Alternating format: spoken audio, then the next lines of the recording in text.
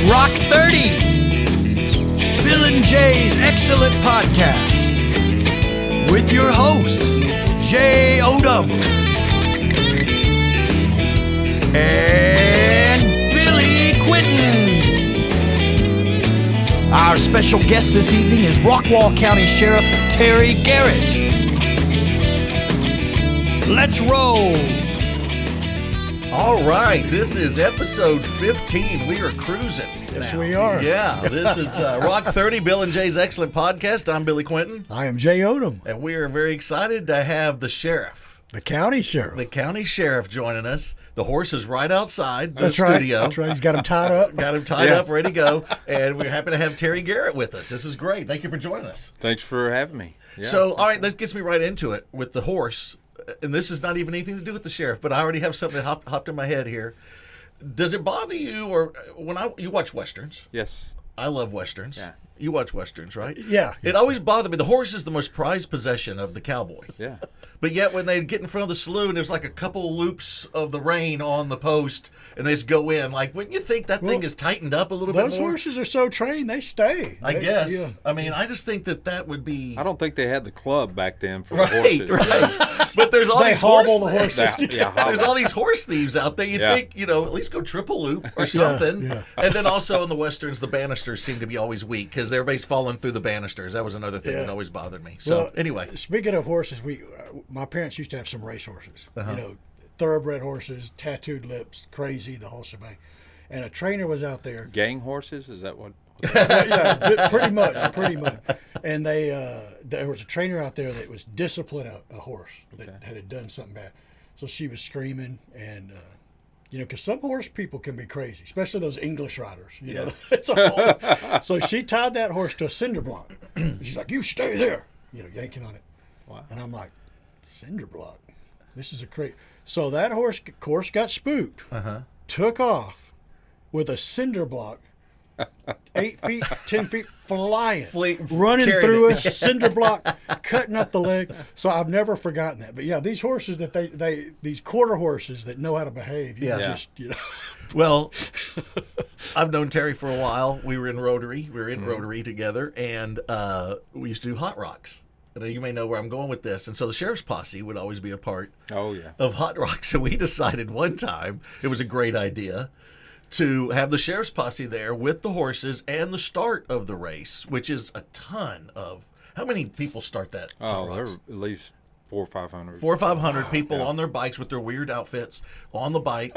They're ready to go, And we decided, it'd be a good idea with the horses amid all these people. Let's do the starting gun. Let's shoot the starting gun.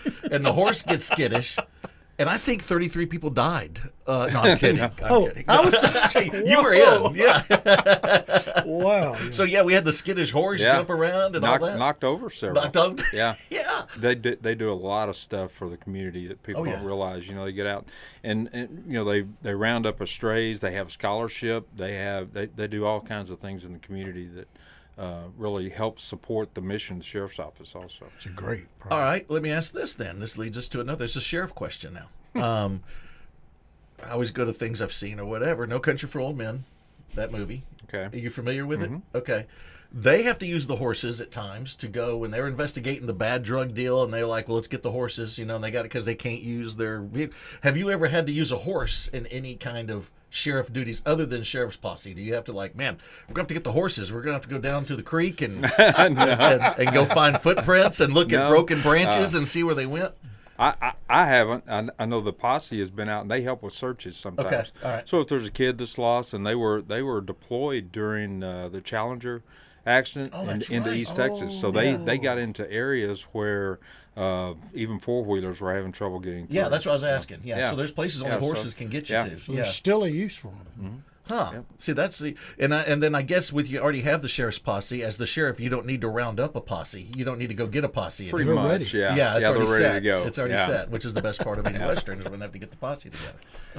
All right. Hey, man, appreciate you joining us here in our extravagant studio. I was kind of worried about this when I got in. We hear the He knocking. didn't know what he was getting into. I didn't There's know that if I light didn't tap knock of right. a knock, Yeah. and you're like, Terry Yeah. thinks he's lost. I'm at a kill house or something. Gun is halfway drawn. I noticed you had your hand right here when you walked in. It wasn't halfway. Yeah, Okay, let's go. All right, you grew up here, right? I did. All right, were you born like Autumn? My wife was born, but everybody was born in Dallas, Right. And then lived in Rockwall. Was that the same for you? Same way, Okay. yeah. Where were we at? Presbyterian. Baylor. Baylor. Yeah. Okay. All right. So Yeah. you grew up here your whole life. Went to Rockwall High Right. School. So let's go through all that. What year did you graduate? 77. Okay. All right. Wow. Cowboys won the Super Bowl that year. You graduated. Exactly. Yeah. That was a great, That's great a great year. time. Yeah. And Smokey and the Bandit was out. Star Wars. This is a great time. So, who's some of the people you hung out with in high school that we would all know? That you're still Our class was pretty small. I think there were 117, 100, Okay. 120 That's about what people, my size was, people yeah. there, yeah. So everyone knew each other. Did you do the And, whole 12 year? Everybody's together 12 years and all that stuff. Like we were pretty like much. that. We had some who came Sure. in. Obviously, the community was still. I mean, it was growing then, not as fast as it is now. Mm-hmm. But we had one elementary school, one middle school, one Right. high school. Right. So everybody knew each other and hung out together. So Let's pop up one of those elementary. Yeah, here we go. Here we go. yeah. Oh yeah. There he is. That The was whole- that was this is actually before- pre-elementary. Yeah, that's This is- pre-elementary. What, about 4 years old right there? Yeah, three or four. Yeah, see there. Yeah. there's Look at little- the suit. The suit he Yeah. played, and people don't know this about Terry. He played the role of Tattoo on Fantasy Island. I can see that. Now, I always got to ask, is it a clip-on or is that a tied tie right there? Man, I couldn't tell you. That looks tied. I think it's tied. official. Probably Yeah. tied. Yeah. Yeah, I think it's Yeah, tied. that was after. You can still see my eyes were a little crossed there. I got run over by a tractor right before. Oh, that. Did you really? Yeah. So what was the damage? Little- I mean, what Well, you tell me. This is why we brought you here, Terry. This is really an intervention. It's an intervention. Yeah. No, my grandfather was a county commissioner, and he was mowing the right of way, and hit a stump, and I fell off the tractor and ran over. Oh, my so I was goodness. In the hospital for a couple of days. So there Really? were, yeah. So Like broken bones or anything? no broken bones. Yeah. So no major damage that I know of. Right, so, but yeah. if there's head damage, we just don't know till later. I look normal now to everybody else in here, right? You know, there's a lot of tractor accidents. Yeah. Yeah. A Yeah. lot of. All right, now what class is this? What does that say? Ni- I think that was Miss. 1970. I think that was Miss Peak. All right, Miss P. Yeah, Is this later become Dobbs, Rockwall Elementary? it was. Yeah. Well, Same spot? it was the old Dobbs. Okay. So Where they still have the building there now. right. Yeah. The new building is where that building was. Okay. Gotcha. All right. And then now, Billy, do you already know which one is Terry? I don't. Okay, we like to play this game Okay, where we can all see right. who guesses. So Let's look through it. As we scope it, I'm going with. I'm assuming Terry was. Wait a second. I'm looking down. Look at the guy with the road. crossed arms. Yeah. I don't know. There's the. I'm saying Terry is the a back row, red shirt. No. Yellow shirt in the middle. Yellow shirt in the middle. That's Terry. I can see That's that. it. Is it really? Yeah. Oh, Yeah. Billy, you always get it. There it is. Yeah. Do you remember anybody in this class? Do you Yeah. remember some of them? Rick Huffman, I think, is one the red shirt. Randy Mims is the blue shirt. Quite a few of them. Uh-huh. Yeah. That is so great. I 1970. think that's Morris White on the end and the blue jacket. That was actually 5th grade. Okay. That was Miss Shepard.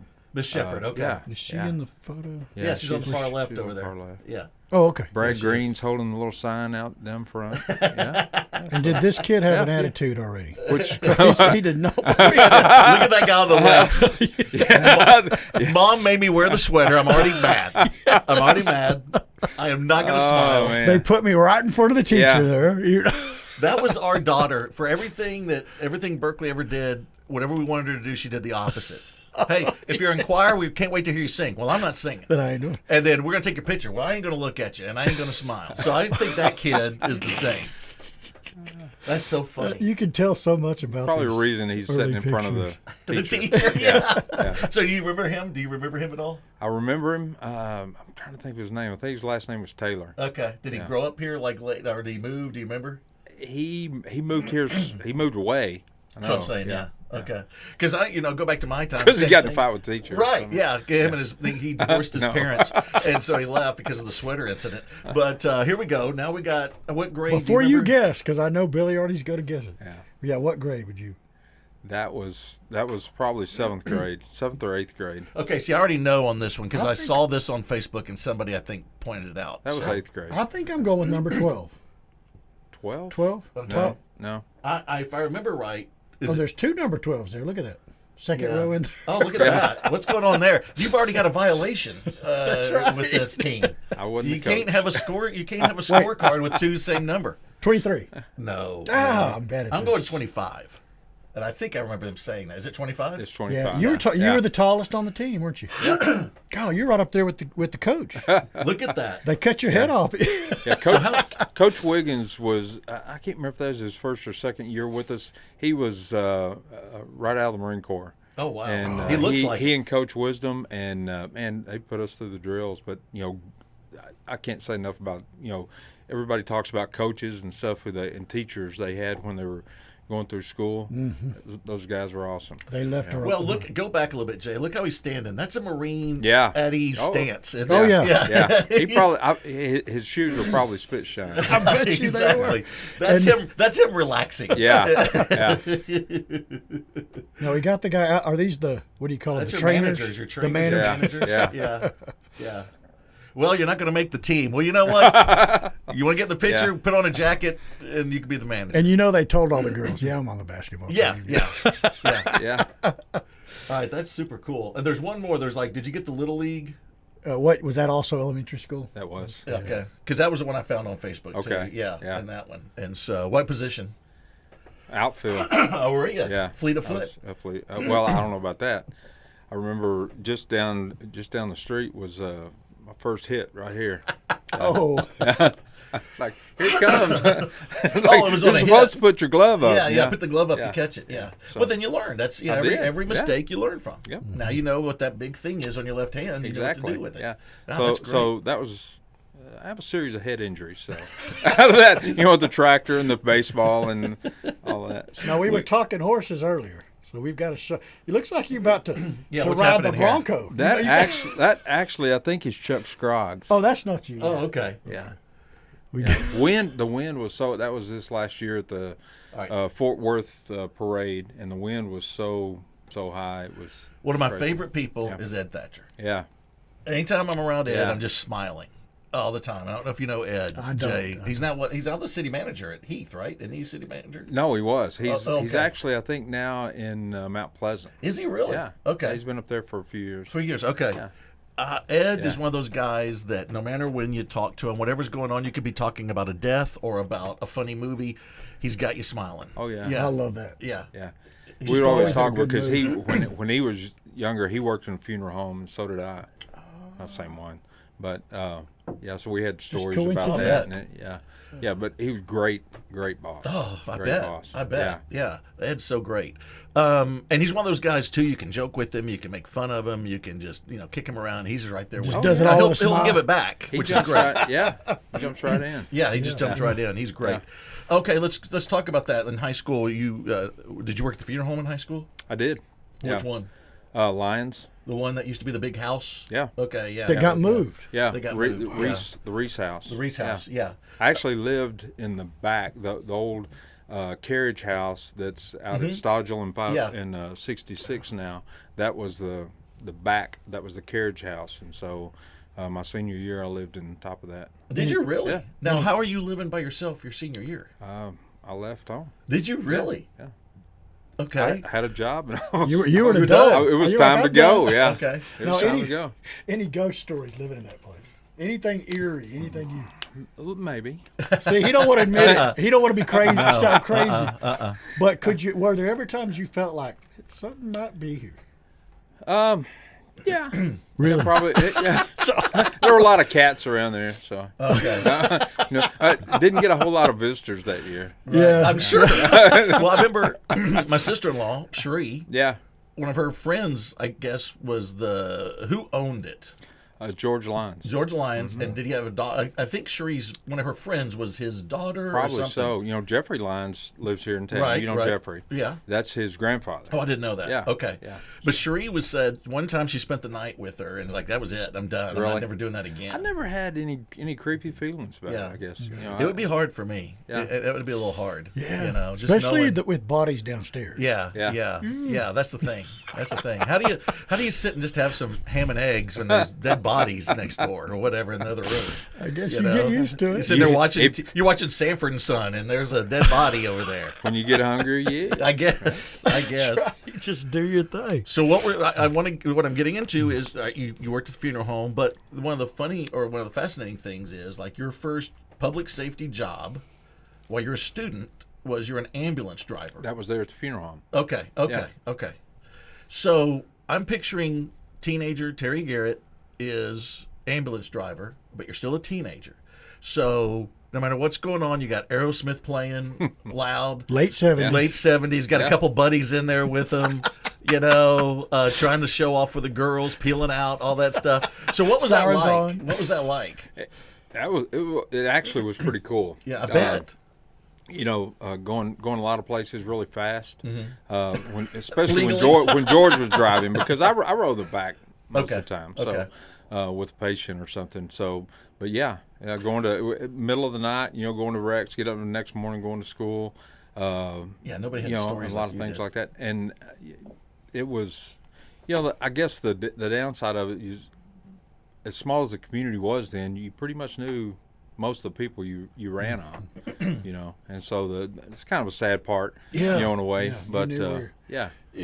So you worked for the county or for the city? This was actually when the funeral home owned it. It was private, so they would contract, or they just call when they needed an ambulance. They ran out. So of the with the funeral home, so if you picked up somebody that was already dead, you took you them just to the went funeral straight to the funeral. home. Yeah. So, and if I remember right, back in the day, I remember this, the hearse was also the ambulance a lot, right? Or there was like the same. Had the sirens. Well, I like for instance, when I would put it this way: ambulances were also hearses a lot, or that built like that. They were like, They're built similar. built similar. Yeah, I can see the old images. Yeah. Like We that. we actually had a I can't remember what model. It was probably like a '76 Suburban with a 454 in it. That was the ambulance, and it was brand new at the time, and that thing would scream. There we go. Had two sirens on it, lights, and it was just, for a teenager, it's like, man, this is a rush. Yeah, I can't imagine. It That was would be, pretty that's cool. great. And you got stories, you got things. You're showing up at like. Did you ever have to show? You had to show up at crime scenes and stuff, right? Yeah. I mean, that's crazy as a teenager. Yeah. You're doing that. And seeing some that was some gruesome stuff. You probably Some of Yeah. it was, yeah. So, and a lot of people, even as adults, don't see some of the things. No, I don't think I like did. that. And I guess one of the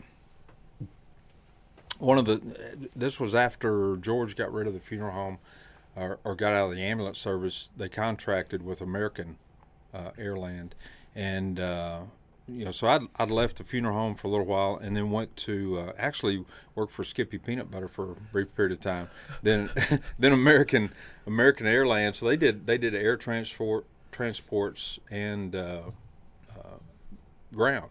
Okay. And so we answered a call one night after a football game. It was on the bridge, on 66 Bridge, and it's kind of an eerie thing. You get these weird feelings, and so and after seeing those things for a couple of years, it's like it doesn't really bother you. Right. Something kept me out of that car, and I found out later that it was my grandfather that had died in the car wreck. Whoa. Yeah. Holy So that cow. things like that, and you think about those, and you try to process it, at the time, and on. But in a way, it's like I did what I could. I did what needed to be done. And you think about all the people who do that on a daily basis That's the across thing. the country. You know, there are thousands who do those things across for their community on a daily basis. Like we were talking about the posse earlier. Well, you have the fire department here. Most of these guys grew up here, and they have to run on friends and family and things like that's that. crazy. So, yeah. And so you go to this. You're going to the scene, and they realize it's your grandfather. Then No, it was actually after we were there. You know, my so gosh. he was deceased in the car. And was it a one-car accident, or no, was it? it was two. Okay. Actually 3. Okay. And it was on 66 Bridge. Yeah. Does that's gotta be weird to drive on the bridge and go by that spot. Yeah. You know. Yeah, it's I was telling Shelley a while back, you can go down any street here in town or pretty much in the county, and it's like, oh, I remember when this happened here and this happened here, you know, and, you know, in your house here where the guy hung himself and all that. Wow. And, you know, and I always compare it like, you know, I'm not in my town anymore, my little town that I grew up in, but when my kids go with me back, and I know they're bored to tears, but I'm doing the same. No, that's where you know, we had the wreck over here and this happened. Yeah. You remember all the spots. Yeah. And even if they've changed, even if the spots have changed, new buildings, whatever, your brain still sees the old stuff. Yeah. You know. Yeah. And so my father-in-law was a volunteer fireman, and you were too. Yeah. And I remember when I first started dating Autumn, and he would get the calls and run out, and he would talk the same thing. He would say his big deal was we'd go somewhere, we're going to go somewhere to eat, and he would be like, yeah, we're not going there. I'm like, why? And he goes, I've seen the kitchen. I've had to go for a kitchen fire or whatever, grease fire, and we're not going there. And we're the same thing with me waiting tables for so long. There you go. No, we don't eat there. Yeah. That's so funny. So, okay, so so in 76, how long did you do this? The ambulance? So 76 to probably about 79. Okay. First to At 79. that point, what were you thinking career-wise? Was that leading you into kind of civil service? I was kind of having fun with what I was doing, and I never really thought about it like, oh, I've got to do this for the rest of my life or something. You know, At that age, you... Yeah, I mean, you know, it was a fun job. It was an exciting job. You know, there were parts that were tedious to it, and there were times, you know, where you get, you know, it was really the slow times, and then, you know, getting on the fire department and doing some of the same things. You know, it was the slow times when everybody kind of gets crossways and start, you know, but when things were really busy, it was the best times for everybody. This is at a time, did you watch, I mean, I'm assuming you obviously have had a spot that you always wanted to be involved with law enforcement or emergency services or something like that. Did you watch shows like, I remember Emergency? Remember those things? Did that kind of get you going too? Yeah. And you probably sat there going, man, they get a lot more stuff than I do. Because we don't think about the down times. We just, when you say you're an ambulance driver, I'm picturing Terry like every minute flying somewhere. But it's little Rockwall. You're not doing it a ton. It was really busier than what people think. Even now, you know, there are more things going on than what people think. But yeah, Emergency, Adam 12, you know, they're still on. Yes, they're are. Still on FETV or something like that. Me TV. Me TV. Yeah. I was watching, flipping through the other night and saw one on and started watching it. It was Adam 12, and Shelley's like, "What are you doing?" I know. I do too. I'll flip around and I saw Emergency. I loved Emergency as a kid. I had the lunchbox. Yeah. And you had Randolph Mantooth. I remember that was one of the guys. Yeah. And then the other guy ends up owning Roadhouse, the Double Deuce in Roadhouse. You know, he ends up owning, he's the boss. That's right. Yeah. That's as a kid, you're like, man, he was such a good, now he owns a, Went from a fireman to now he owns a crazy guy. Roadhouse. I Right. guess things didn't work out at paramedic school or whatever. I don't know. Yeah, that was always fun, and I think that those shows like that led a lot of people to that type of career. But it wasn't really, I guess for me, it wasn't really something that, you know, it looked fun. You know, it's like you see things growing up, and it's like, hey, I want to do that, and fortunately, those opportunities came about here as the community grew. It worked perfect. Yeah, and so I started dispatching while I was still at the ambulance service, and in '79 there was an opening for a patrol officer, and well, actually 2, and so another guy and I got hired at the same time, went to the academy, and Okay, so you go to the police academy, and I've seen all the police academy movies, so I kind of know what you went through. I'm sure they're very accurate. Just like that? Yeah, I'm sure they're very accurate. Exactly. Yeah. Okay.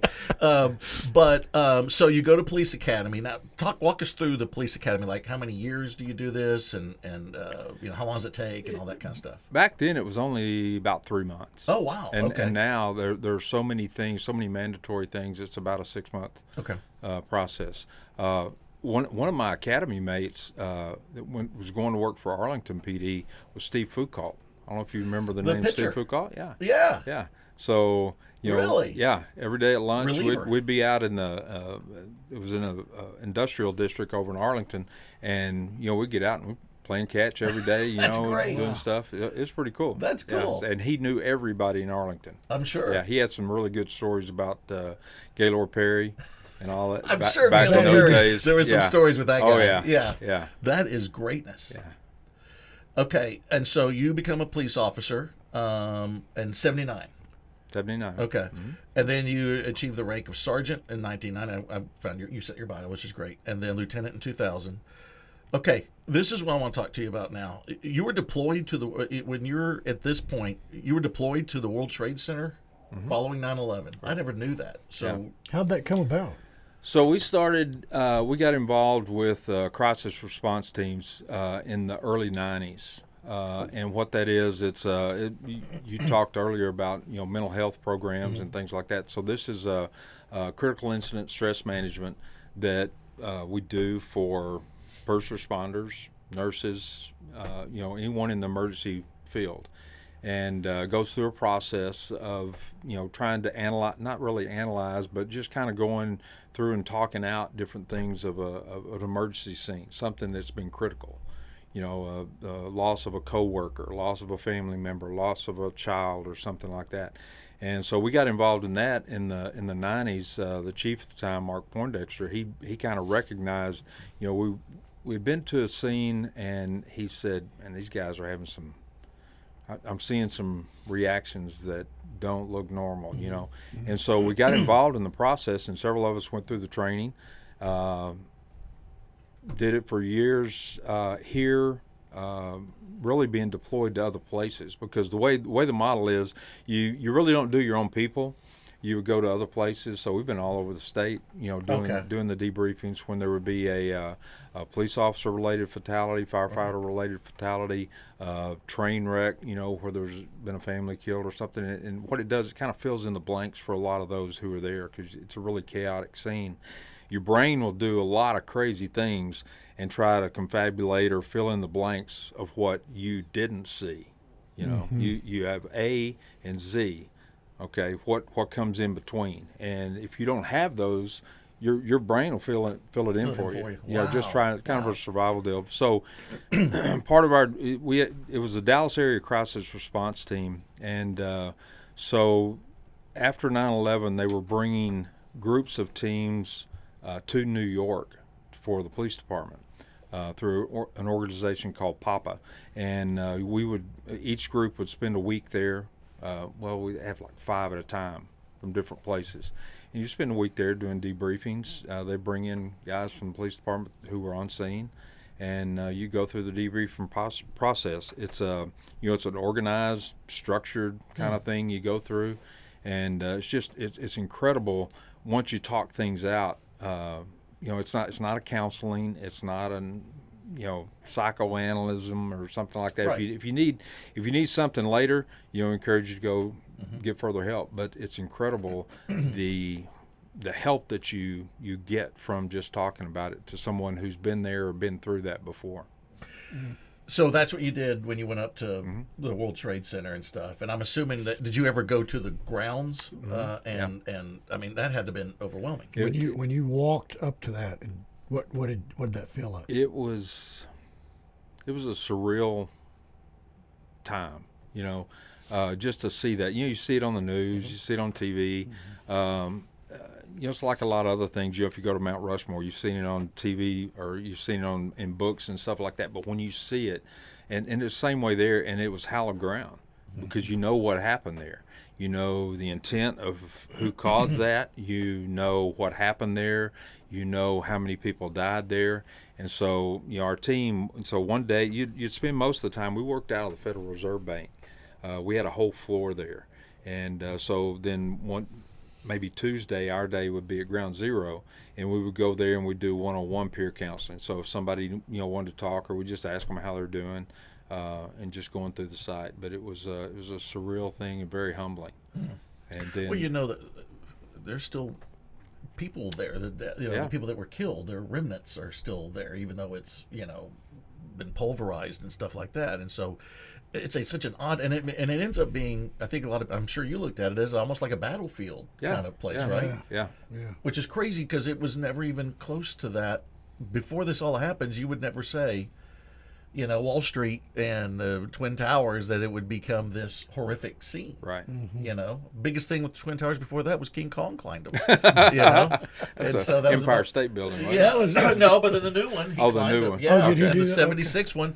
When you were graduating, when you were watching Smokey and the Bandit and Star Wars, the new King Kong came out and he climbed the World Trade Centers. Yeah. I have learned to never challenge Billy's knowledge of movies. He does not miss. He knows. King Kong did it in the 30s, the Empire State Building, but he grew up and then went on to the World Trade Center. Okay, this leads us then into you talking about mental health, and me and you talked about this before. We see it with the military a lot, where they're now the guys that fought in Vietnam. They seemed to come back and had nobody to go to, didn't know how to deal with it, and they saw horrific things. And then, of course, they're not being treated well by the public, a lot of the public, and all that. Obviously, the military has come around to know this is very serious.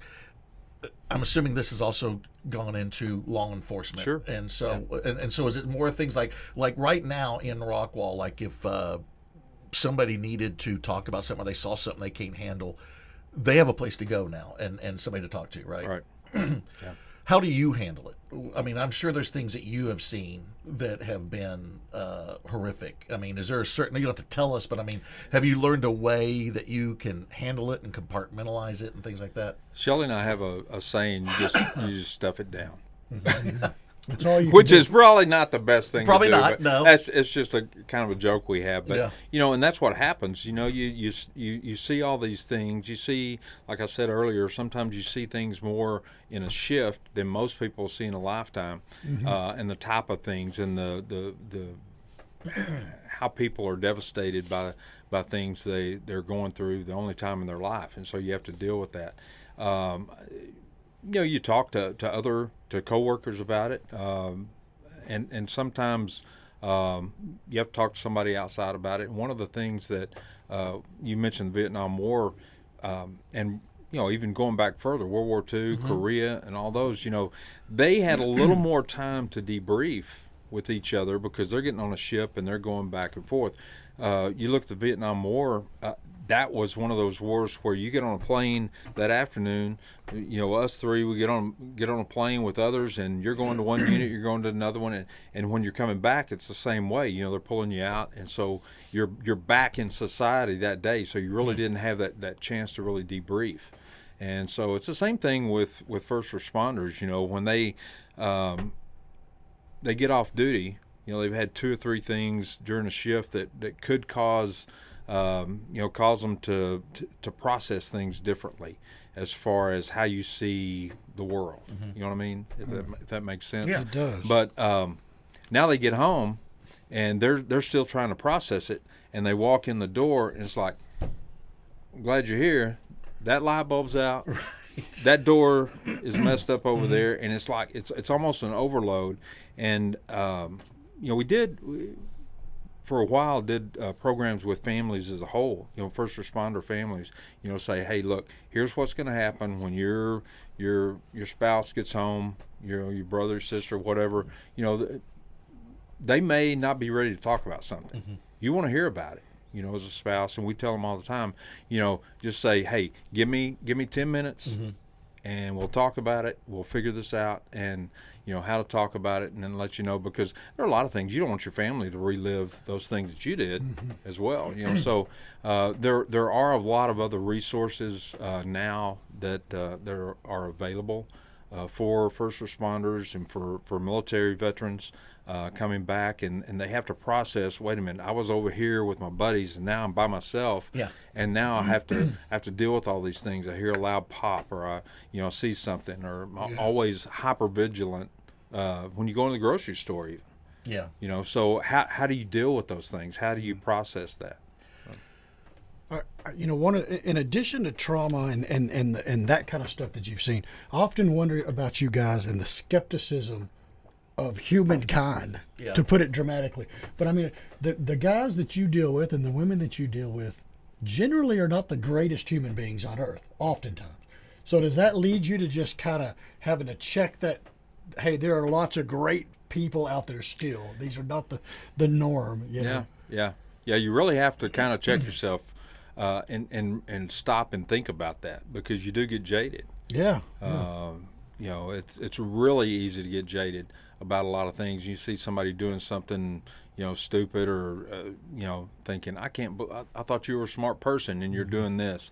But we see the same thing with our coworkers. They've just been to a DWI accident where a child got killed, and then you see them at a party and they're drinking or something, and it's like, man, didn't you learn anything from that? So it's not pointing fingers. It's just that goes through your brain and how you think about things. And I'm always fascinated by the whole two different worlds, because I was just thinking about like Band of Brothers, and you talk about those guys on the 101st Airborne. They get up into the Eagle's Nest. They were at Normandy. They did all these things. They went through everything. And then after it's over, I'm going to drive a cab. I'm going to be a bartender. I'm going to work at a glass factory. I can't imagine that your brain is adapting well from that extreme that you just saw to, I'm doing some paperwork here at the glass factory all day or whatever. For some people, that's the way they cope. Okay. And I say this every debriefing we do. I always kind of throw this in somewhere that we have to do better at paying attention to what my coworker's going through or how they're feeling. It's like, Jay's usually joking around pretty much. There must be something going on. Are you okay? Yeah, I'm fine. Okay, you're a little short, if you need to talk about something. And we say this all the time, if something's bothering you, come say something. Mm-hmm. Most people don't do that. No, and especially guys. Yeah, and we talk about the suicide rates and all those kind of things. So, they're going to drive a cab, and so the analogy I use is, we're sitting there working, and we've been working together for 10 years, all three of us on a shift or whatever, and all of a sudden it's like, whatever happened to Jay? Mm-hmm. Mm-hmm. And it's like, he decided he wanted to go sell cars. Mm-hmm. And you don't realize, you start looking back and you start digging into it, it's like, he quit about 2 weeks after that call with that kid. Oh, wow. Or something like that. There could be something there that you don't even know about. Right. And so that's something that I think we even individually need to do a better job of kind of reading ourselves. And you put that in just life. Raising kids. You've raised kids. We all are raising kids, and your kids are adults. Mine are adults now. And mine are getting there. You're getting there. But you find out when they begin to become adults and you start talking about these things that they're like, oh, yeah, back in high school this happened, and that's what affected me for this. And you didn't even know. You didn't even know that this one little comment somebody said, or this one little incident that happened, or even things that are good that affected, and we all have it. We've all had moments where other people don't see it as anything, and it affected you tremendously. It still sticks in your head. Yeah. And so you take that to the next level of somebody that's doing what y'all are doing. Yeah. I can't imagine, because I'm trying to deal with that, I wore my shirt inside out one day or whatever. That's not the same as seeing the dead person at the wreck or whatever. Especially if you went to school with that person. Exactly. Or they were a teacher of yours or something like that, So that's something to process, and one thing carries on to the next call. You don't get that break, to really process it and go on to something else. And sometimes, these first responders, they don't get to know the why and the how. And I always tell them, look, before you ever got the call, before your pager went off, before your radio ever went off, cat's out of the bag. Whatever happened before somebody called 911. it was out of your control. Good And, point. and first responders and veterans, who are in the military, they are sent to a place to fix something. You go someplace and they go, I want you to fix it. Okay, well here's what you do. Well, no, that's not what I want to do. And 99% of the time they cause their own problem. Right. And so they want you to fix it, and then so they leave that call, and it's like I didn't get that fixed, and so it's still messing with your mind how to do that. That's crazy. Okay, so then in 2006, you're appointed Director of Public Safety, which basically means you're both the fire and police chief at Heath, wearing the two hats. Were you like Andy Griffith? Remember, he was Justice of the Peace and the sheriff, and you just have your thing that you flip over. And so I'm assuming, did you ever show up? Probably like Otis got promoted, probably. Otis. You remember Otis? Yeah, I love Otis. Yeah. Otis. So And does that mean you were over the two chiefs, or you were the two I were the two chiefs. I were the two I chiefs. were the two chiefs. So, did you ever have you pull somebody over as a sheriff, but you're wearing your fireman's hat, and you're like, "Oh my goodness, you're this like is switching nuts." them You out. got to switch it around. You can do the double whammy. So that had to. Now, of course, Heath. At this point, this is 2006. We can't do that anymore, can we? I mean, that's a big job, isn't it, to be both fire chief and the police chief? Yeah, they still do it. Do they really? Yeah, they still do it, and Fate still does it too. Lyle Lombard, he's the chief there in Fate, and he's over both, and he has a captain that's over police and one that's over fire. And so Brandon does the same thing in Heath. Highland Park has done it, and really has been the model for it for years. It just seems like it'd be overwhelming. It kind of is, but you have to have. Back during, what was it, 2008, when the economy kind of went down a little bit, there were a lot of police departments who were having trouble with funding. A lot of cities didn't know, because you didn't know what was going to happen, right, with the economy. Right. And so I'd gotten calls even back then and said, hey, our council is looking at going to a public safety model so they can save money. I said, well, here's the thing. It's the model of it isn't bad, but if you look at it from the standpoint of why you want to do it is to save money, don't look at it that way, because you're going to need as many people, if not more, to be able to run those shifts. So some agencies who really make good use of it, they have a group of guys. They may have 15 on a shift. Fate and Heath don't. They don't have that many people to be able to do it, but they may have 15 on a shift. So you have 5 working the street and you have 10 in the station, and so then they rotate while they're there. So, and it gives you that backup if you need them. Your other people are already there. Are you ever off duty when you're doing this? Yeah. Okay. They work. Most fire departments work on 24, off 48. Same thing with public safety. But I mean, as a chief, though, you're always the chief. Oh yeah, you're always the chief. You're never like, hey, I'm clocking out. Yeah. I'm gonna go. You're If it was raining at night, Shelley will tell you, if it was raining at night or we had a chance of rain, I couldn't sleep. So I was you're like, ready. She said, you just go on down there. Yeah. Because you never knew what was going to happen. Right. We'd have. I always said there's probably an iron ore streak under Heath, because every time it would lighten and a house would catch on fire or something like that. So Right. Oh, funny. And so you then make the switch to county, which I think a lot of people want to know, as the county sheriff. So that's an elected. right.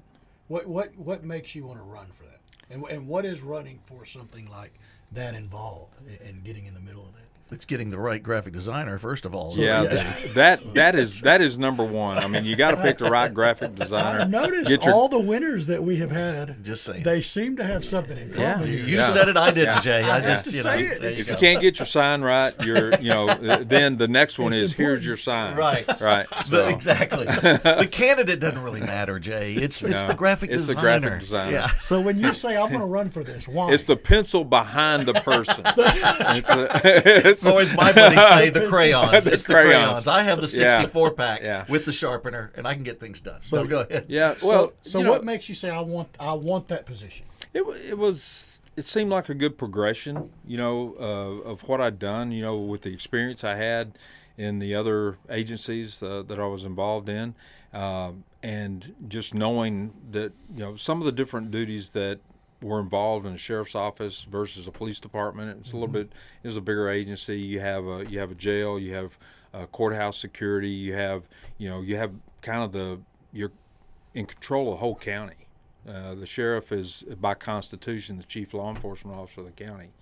So it was one of those things that, again, it's like when I first got into it. It wasn't that I sit there and I have to do this, but it was a lot of encouragement from people and over the years doing the job and basically, I guess, earning it. I don't know if that makes sense, but I want that to sound egotistical. No, but I know what I you're saying. definitely, wouldn't look at it like deserving it because you spend X amount of years somewhere. But you put in the work. Well, you got the skins on the wall. Well, and the good thing is, you look at the other agencies with from Roy City, Fate, Rockwall, and Heath. Most of those guys who were running those agencies I'd worked with and been on their hiring board. And it's like, okay, I get to work with these guys again and I get to help them do a better job for their communities.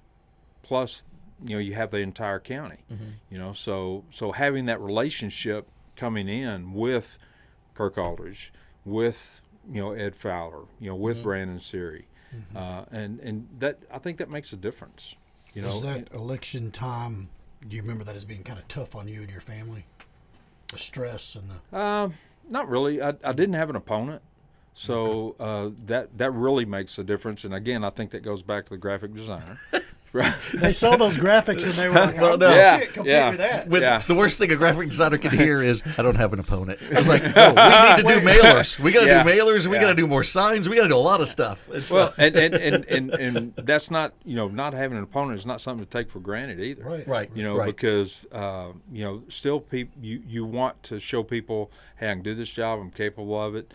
And it's not just about me. It's about the people you have in that agency. It's an extra layer of duty, I would think. Yeah. Well, and I would, to speak for a lot of people in Rockwall County, I think everybody pretty much was like, when is Terry going to be sheriff? Not it was if. Inevitable. It was inevitable. Everybody kind of felt like Terry would be a great sheriff. And so that, I think, was a big part of him not getting an opponent. Once Terry throws his hat into the ring, everybody's like, I'm not. That's a big compliment to not have a component. And the thing is, we had, the previous sheriff, Harold Evanson, had been there 20 years. Yes. Yeah. And he established a lot of things and got a lot of things going. There was, prior to his taking office in 2000, and then in the 90s, there had been some turmoil. Yeah, I remember that. And so Harold came in and did a lot of things right. Put a lot of right people in the right positions in the beginning, and got the kind of the foundation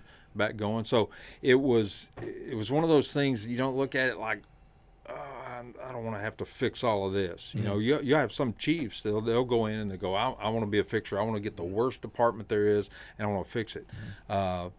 Fortunately, I didn't have to worry about that.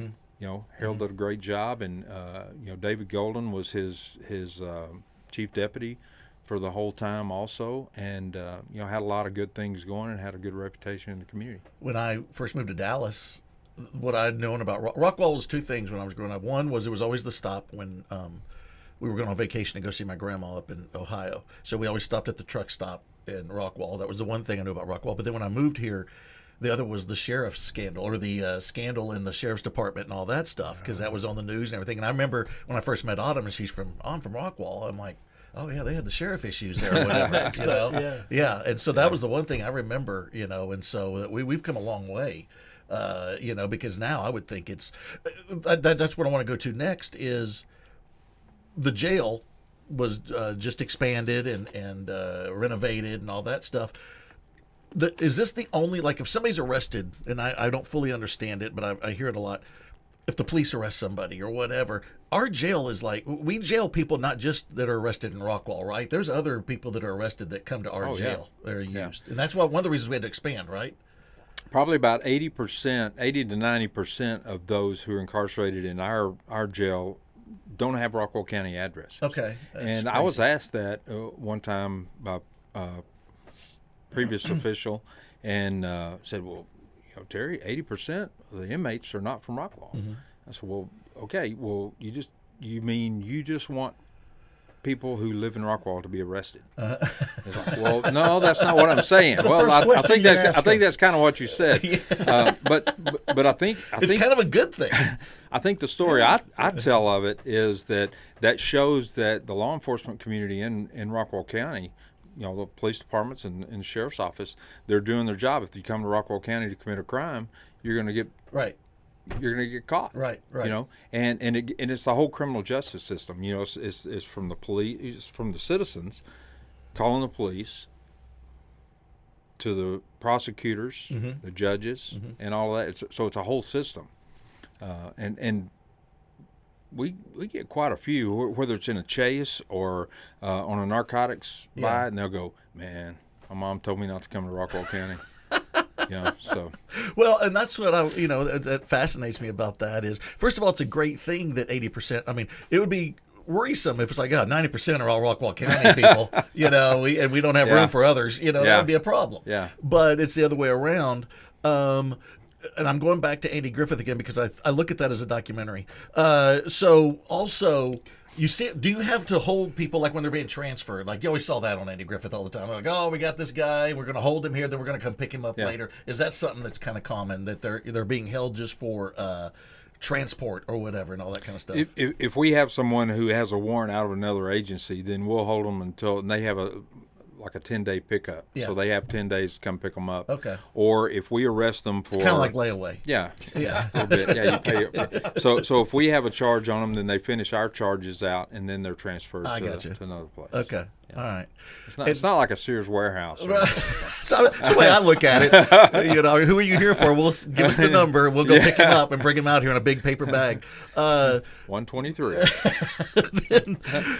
At some point, I just think it'd be cool if you opened up the old jail on the top of the old courthouse and just threw a few people in there. I think that'd be great too. That thing looks like that would be hell to be in jail there if you go tour it. That could scare some. Or if you do this, scare them straight, the kids. Yeah, right. That's where you throw. That's where you put the kids. Yeah. And back when we were putting people in that jail, there was no elevator in the thing. So you're finding someone all the way up to the fourth floor. Yeah. And I've done a couple of tours on it with like Leadership Rockwall and different groups who will come up there. And when I first went back up there, the first time I went back up there after years, it's like, I don't remember this being this small. I know, isn't that crazy? It's tiny. Yeah. And all the crossbars in there. You're ducking all the like way through it. Yeah. It's crazy. Russell Mooney wants to make it a restaurant. Oh, does he? Yeah, he thinks it'd be a great place to have a restaurant. I love that idea. It would be a good All view. the waiters are wearing, guard uniforms and stuff. Yeah, the stripes. You're going to have to be David Sweet size to go through it and eat there. But other than that, it'd be fine. I'll tell you a really quick story on that. So we were doing a tour up there, and David was there, and I can't remember who else was with him. They walked down the old felony side, and there are only like 3 cells in there. And I thought, okay, I'm gonna make an impact here. So I took the door. And so the thing that just made your hair stand on the back of your neck all the time was when those doors slammed. It's like, man, I wouldn't want to be on that side of the door. I'm glad I can go out. Yeah. From the movies. From the movies. I guess they'll say, hey, Jay, we have another story. Okay, wait a minute. So David had walked down the felony side with somebody else. I don't remember who it was. So I thought, everybody was watching. I slammed the door, and it stopped. It didn't bounce back open. It's like, okay, so I'm thinking I forgot the combination to open this because there were some levers and stuff in there, and so he's laughing and everybody else is laughing about it too. And I was laughing to start with, and then after about a minute and a half, it's like he goes, "Okay, well, you can let us out of here now." It's like joke's over. I think we're going to have to get a cutting torch or something. I didn't say that, but so I remembered there's a little latch that you have to pull before you pull another switch. So. That's funny. He could have fit through that little window. Isn't there a little window? I didn't tell him that at the time. Yeah. But you were thinking we could. Yeah. We're going to have to work something out. Put him through the feeding port. Right. Exactly. That is funny. That is funny. But yeah, I think we ought to throw some people in that old jail. I think it'd be cool. I want to know what a typical day in your life is like, if there is a typical day.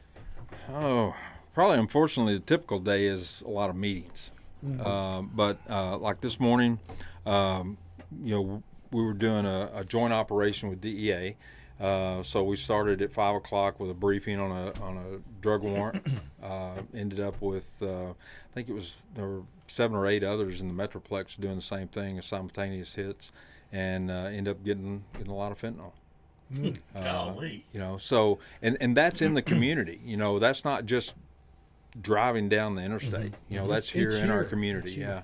And do you guys know when it's transported through the county? Do y'all kind of know good spots where to look, potential people who to look for, types of vehicles? What are you looking for? Yeah, they're looking for types of vehicles, people in the vehicles and things like that, and a lot of it comes from intel, from other places too, especially on the interstate. Is that one of your biggest concerns right now? Is the drugs? fentanyl, the fentanyl, and all that? Yeah. What are some other things that that really keep you up at night? Well, the cartel's working on some new synthetic drugs also.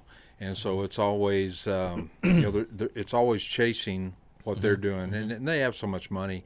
They're able to fund a lot of this. A lot of the product that they produce is coming, the base product coming out of China, the chemist, and a lot of the equipment to manufacture them. Yeah, and they make it look just like what you would get if you went to the doctor and he gave you something, but you have absolutely no idea what's in it.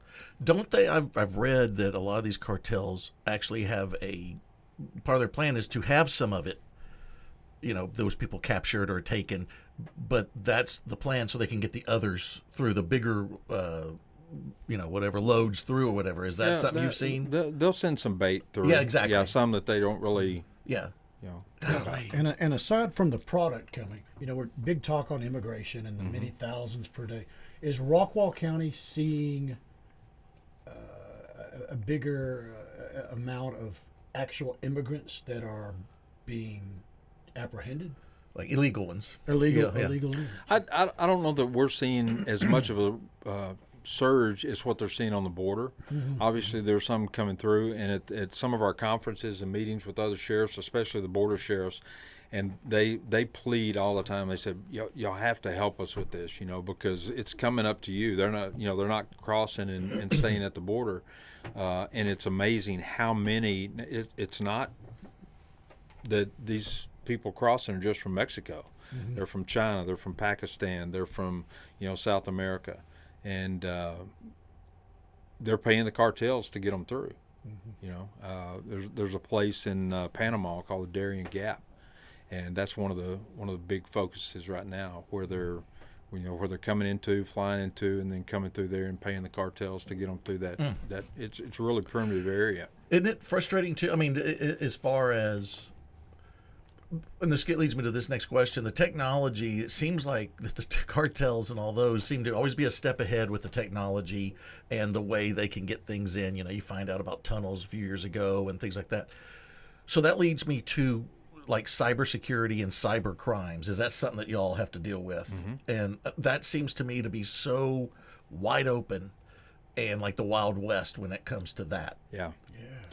Fortunately, we don't want to have to rely on the federal government, but they through CISA and a couple other organizations through Homeland Security, they do a good job at trying to catch those things.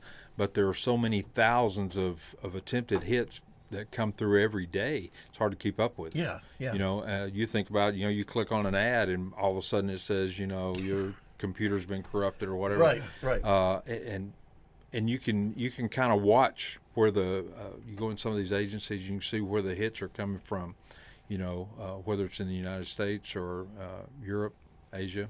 Any human trafficking issues you're seeing in the county? Is that getting bigger? Yeah, it's we're noticing it more. A lot of it is transporting through, so it's really, that's probably one of the harder things to really detect. But it's training the officers, the paramedics, the firefighters. They go to these places to know what to look for and what to ask. And that's the thing I don't think we think of when you have to train firemen and paramedics to be law enforcement to a degree, because they got to look for the right things to get in touch with y'all, I'm assuming, to stop it. And that's where it just worries all of us. Anybody that's Your girls, Jay, are what, 15? 15. Yeah, and Driving next month. God bless. You know what's a great combo is young girls driving. That works out great. Everything's fine. And 2 at one time. Yeah, 2 at 1. Yeah, you're doing double the whammy. Yeah, that'll be fun. Plus the teenage girl, and the teenage girls always they get along with the parents so well too. So that's always a fun deal. Their moods are so even. Yeah, exactly. They don't get moody at all. It's always common sense. Boy, yeah, it's fine. It's going to be fine. You're going to have a great time, Jay. We've not done any highway driving at all. Have you not? It's time to get there. Yeah. We did a lot of driving behind Utley, I remember, with that, just to kind of get that down first. Let's get that down. This is one of the hardest parts, as I know, in a few weeks, them driving alone. Yes. It scares me. The phones, I see that they are, what they don't know about driving and their inexperience is so high. And they've been working with us for a year, but it's going to be hard. The driving part is not the top priority to them. That's like Right. 8th or 9th down the list when they're doing this. That's the problem. To the point that when my daughter's had her wrecks, she flat out, I was on my phone. Yeah. I was looking at a text. Do you see a very high number of accidents in the county? It came down to the phone. Yeah. And you know it does. A lot of it, you don't know at the time. They're going to lie to you. Yeah. About whether they're using it or not. And of course, you can't just grab the phone and look at it. See if somebody's on it. We're starting with the other agencies in the county a hazardous driving program, basically. So we're going to target some top areas, whether it's the interstate or intersections, things like that. So you can legally drive down I-30 at 65 miles an hour. No, you can't. Okay, You've been on I-30? I don't. First of all, you're never hitting 65. On I-30. So what is the laws on cell phone usage? Yeah, where and all that? Yeah, you're not supposed to be using it. If you've got it in your hand, If you're it's a operating a distraction. vehicle- So it's a distracted driving Okay. issue, really. And you'll stop people. You're on your phone. I wasn't texting. I was using my email. Okay. Or I was looking let's at stop and let's back up a little bit. Like I can just picture the arresting officer going, "Oh, hey Bob, it was email, wasn't text. Let him go. Let him go." I was doing a FaceTime. I was doing FaceTime. Yeah, we're just arresting people that were texting. That's our whole goal. So is that so? The actual law is if you are operating a vehicle, you are never supposed to be using that phone anywhere, any speed. Period. Right. Okay. And a lot of phones are set. Technically, there's some Aren't there? other I mean, That's how it should be. That's what I'm gonna tell my daughter. Yeah. So like a lot of the cars you get now, my car or Jeep or whatever is you can't do things on it if you're working things through the Bluetooth or whatever you're doing. Yeah. If you're moving, it ain't gonna let you do anything, which is great. Right. And you have to stop, and if you want to go look for, because how many times? I mean, I'll admit to it. How many times are you? Man, let me get on maps real quick and figure out where I'm getting ready to go to a baseball game in Belton. I've never been there. So I better put it in there before I move. But you forget sometimes, and you always have that mindset. And even as nobody adults. pulls over to do it. No. And you you feel think like I it's can never do gonna that? be me. Okay. I can do it okay. Yeah, I'm a good driver. I'm a good driver. But when you do pull over and do it, it's just so much easier and relaxing. You ain't because when you do it while you're driving, you're distressed. I am beyond belief because I'm just. But if you just pull over, you can take your time. You can figure it out. But I feel like I'm saving time if I'm involving a bunch of people's lives. Going 90. Trying to get the new podcast going or whatever, But do still tune in to Rock 30 podcast. Just don't do it on the highway. That's right. That's our message. No, I've got one of these dumb questions that relates to how the law works in the movies. Okay. So you often see, there's a car chase, and you're coming up on the county line where it enters the city of Rockwall. Okay. In the movies, you're chasing somebody at 110, and they're like, if I can just get this county, if I can get to the line, they've got to stop and let me go. No. There's nothing to you're going to keep on after. Yeah. Okay. Yeah. Unless you're Buford T. Justice, then you can go all the way through the South. Exactly. And you have Yeah. It's the Dukes of Hazzard. Remember, if they could cross that line, Yeah. Right. Roscoe would have to turn around. Right, But that ain't right. the, No, if you're in hot pursuit, you can keep chasing. And obviously you're talking with the sheriff's department in the next county they're going to, so they're ready, right? So Right. I mean, it's Yeah. just Now, when you leave here and you pull down Fannin Street, Okay. and somebody runs a red light right in front of you, Okay. you can stop them, Right. Yeah. even though you're not a city of Rockwall police. Right. Yeah. But I mean, can you stop them if you're just in your truck, or do you have to be in the official sheriff vehicle? I'm supposed. Well, they're not going to stop for my truck. Yeah. You know, if I'm You in can't do the if I'm in Starsky the and official Hutch truck, I did away. We're going with to reference Kojak every Light. police show and sheriff show ever made. Where it's all movies with us. Yeah, Glenn will tell you he probably had one of those lights, you know, because everybody on the fire department at one time had one of those. Had one of those lights, or in the grill. You could have something set up in your grill when it would come out. Yeah. No, it's a lot of times that's a frustrating part. You know, somebody will do something in front of you and it's. Yeah, you just or hope nobody cut you gets hurt. off and flip you off. Man, if I was in your position and some of the road, I would be so ready to. Yeah, I'm the county sheriff, and just watch that guy go. Oh, I would constantly be putting that thing up, man, all the time. You just put it out in front of me. You just drive down the road with it, wouldn't you? I would. You'd never take it off. I need a permanent one. But the cool part, though, was with Starsky and Hutch that they did put it on there. Yeah. And even as a kid, though, I remember getting the Hot Wheels where the little siren thing was on the side. Because it was so realistic, you know? And another one of those shows, I think, that brought people into wanting to get into law enforcement in the 70s, early 80s. Poncherella. Chips? Chips. Yeah, oh, yeah. That was that's true. That's true. The motorcycle cop was just, I want to be That's true. That's true. The motorcycle cop was a little bit like the cool guy, you know, and all that stuff. That's so funny. Okay, well, that leads us then. Let's talk about a few famous sheriffs and compare Terry to those famous sheriffs. Because, I got my list here. And did you have them set up the way I had specifically asked you, Jay? Absolutely. Here's our number one. Yeah, here we go. We want to start out with Buford T. Justice. Is that a cigarette in his hand? Yes. Cigarette, then the lighter. And the lighter. That's where he's telling them, his open road hat slow down on that car wash, boys. That's where he tells them when they're stripping the car. They're stripping his future daughter-in-law's car or whatever. And so, personally, my favorite sheriff is Buford T. Justice. You know, where else can you get a Diablo sandwich and a Dr. Pepper, you know, and all that? So, have you ever had a moment like Buford T. Justice where you just get smart-ass with somebody that you've, arrested or pulled over or anything like that? Lemon Tree.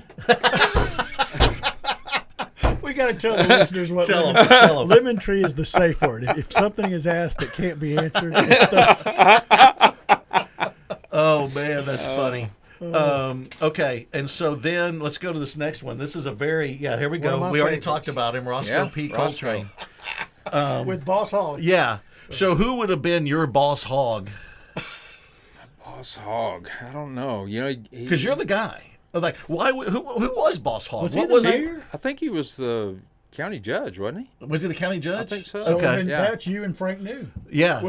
Yeah. Boss Hogg. Frank New needs to wear the white suit that you were wearing in the earlier picture. It wouldn't fit him. It might have fit David. It would have fit David. There we go. Now we're all jumping into the David Sweet kick. There you go. Yeah. All right. This next one here always bothered me, and because I just feel like he wasn't that good. The guy from Murder, She Wrote. Do you remember? He's the sheriff from Murder, She Wrote. He was on, what other show was he on? He was on Happy Days. Happy Days. Yeah. But the thing that bothered me about this guy, why is the old lady solving all the crimes? I mean, he had to be the worst sheriff. It's a little town. He might have been working smarter. Okay, good point. Even there, he's at the cafe. Right. He's just waiting for the... Is that the Happy Days Cafe? Yeah, he's at Al's. Yeah, right. Exactly. He's waiting on Richie to come in. Richie and Potsy and Ralph are going to show up, and he's like already beaten down, knowing that they're coming in. But anyway, so that guy always kind of beat me down. Okay. Now, another favorite sheriff here, I think we all, if we're our age, the great Sheriff Bart from Blazing Saddles. Yeah. Look at that velvet onesie. With the tie. Well, don't forget the velvet hat. I mean, the hat is felt too. That would be the posse shot. There you go. Yeah. There you Fancy go. Palomino style. Yeah. Maybe one of the greatest sheriffs of all time. Excuse me while I whip this out, and they all have to, cover the lady's eyes. Look at the gun. The gun holster. He's all in. It's all polished. Yeah. Okay. Then the next one. For all the kids that are watching. This is the one. This is the sheriff from. You remember this guy? He's from the James Bond. Yeah. And he is the most over the top Southern sheriff that's ever existed. He's got the dip. He's got the dip. He talks. Gun is out. Yeah, and he was I just. think it was modeled after Buford. I think he was. Yeah. I think he was. But a small little gun he's got there too. Yeah. But and you got the other Buford, the walking tall guy. Oh, that's right. Buford Puss. We Pusser. didn't get him. Pusser. Yeah, Pusser. Yeah, that's Yeah. right. Yeah. Yeah. With the big stick and all So that. our next one is Woody, isn't it? Yeah. Let's do that. Yeah. All right. And here we go. I forgot that Woody was a sheriff. Really? Yeah. I always just thought he was a cowboy. I I forgot that he was a sheriff. Yet he has the big sheriff badge on there all the time. Who had a snake in his boot? And he had a snake in his boot. That's right. He had Andy written on the bottom Yeah, of his boot. yeah. He carried a gun, didn't he? Yeah. There you go. Yeah. There it is. There it is. You know, so I love that he has the cowhide vest. Doesn't even go with the yellow shirt or anything like that. There was really no dress code for the sheriffs. Jeans at tucked that in the point. boots. Jeans in the boots and all that. Spurs. Yeah. Spurs. Yeah. So Those skinny jeans too. That's right. yeah, they are the skinny jeans. And so was that it? Is that all of That's them? our- Yeah. that's our- And so we just wanted to kind of. Oh wait, no, there's one big one. The best sheriff of all, That is Andy Griffith, Andy Taylor, yes, Andy yes. Taylor. Yeah. that is the. We already talked the about pinnacle. it. Yeah. So you have Andy Taylor. I know you watched Andy Griffith. Yeah. Okay. So have you? Don't mention any names. Have you ever had a Barney Fife deputy at some point? Somebody that you're like, this dude's so close to Barney Fife. No, not really to the extent of Okay. Barney. That you had to limit him to one bullet. Everybody had to kind of step it up just a little bit. Okay, they had to step up a little. There he is. There he is. Very friendly looking sheriff. Yeah. He never carried a gun. No. You know, and so other than when He didn't need it. Well, People no, they'd knew- see he him was- coming up. He had a great way to, solve crimes without all you using got the to gun. do is talk to the criminals, right? Oh, Right. yeah, that's Talk it it. through. That's it. Talk it through. That's all you got to do. Oh man, that's great. Okay, so now I want to talk a little bit about when back to you growing up and everything. What did your parents do for a living? My dad was a truck driver. Oh, that's cool. And then my mom, she worked at the aluminum plant out here. So did my dad for a while. Well, Glenn And, worked out there. Was she there when Glenn was there? Yeah, so they all worked together. Uh-huh. I think Glenn was in my mother's grade. Okay. So okay. known them forever. Yeah. And then we moved to. They opened up another plant in Mojave, California. Mm-hmm. When I was in first grade. So I started first grade here. We moved out there and then moved back before the end of first grade. Oh, So, really? It was that quick? Yeah, it was that quick.